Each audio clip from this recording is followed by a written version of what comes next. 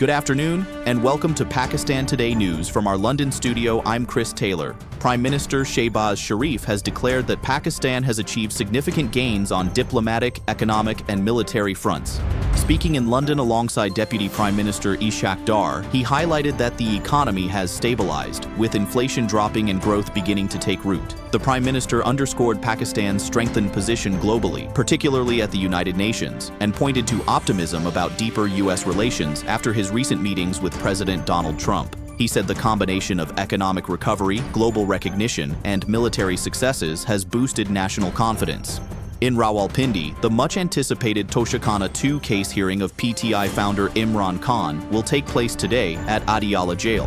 Strict security measures have been imposed, with heavy police and rangers deployment around the jail premises. Media personnel have also gathered outside to cover proceedings. For more on this, we go to our correspondent Sarah William, reporting live from Islamabad. The security here is extremely tight. Authorities are making sure that no unauthorized access is allowed anywhere near the jail. Defense lawyers and PTI supporters say the stakes in this case are very high, given its political and legal implications. While today's hearing could shape the future of the trial, many here believe the outcome may also influence the country's broader political landscape. Back to you.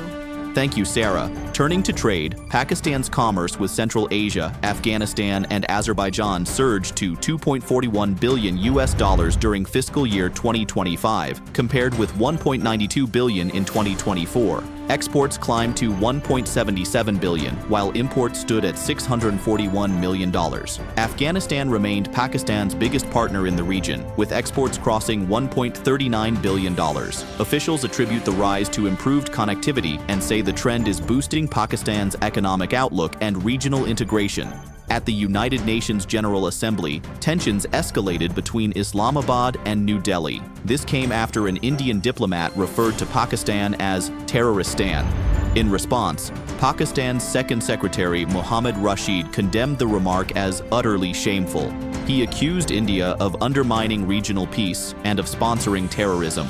Rashid urged the international community to take note of India's reckless behavior while reiterating Pakistan's commitment to peace, dialogue, and diplomacy. In international developments, Russia has launched one of its heaviest overnight strikes on Ukraine, firing more than 600 missiles and drones across several regions. At least 4 people, including a child, were killed and dozens more injured in Kyiv and Zaporizhzhia. Ukraine's air defenses managed to intercept many incoming threats, but some missiles still struck civilian and energy infrastructure. President Volodymyr Zelensky vowed that Moscow would be held accountable and declared that these attacks will not go unanswered. On to sports now. In Dubai, India clinched the Asia Cup title after a nail-biting finish against Pakistan. The high-stakes final ended in dramatic fashion, with India securing a 5-wicket win. Pakistan, despite a steady start, suffered a dramatic collapse, losing 9 wickets for just 33 runs. Spinner Kuldeep Yadav turned the game with an outstanding 4-for-30 spell. Chasing the target, Tilak Varma anchored the innings with an unbeaten 69 to seal victory. Fans were kept on edge until the very last over in what has been described as one of the most thrilling Asia Cup contests.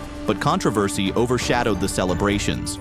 Reports say India refused to accept the trophy directly from Asian Cricket Council Chairman Mohsin Naqvi during the closing ceremony in Dubai, allegedly due to pressure from the BCCI.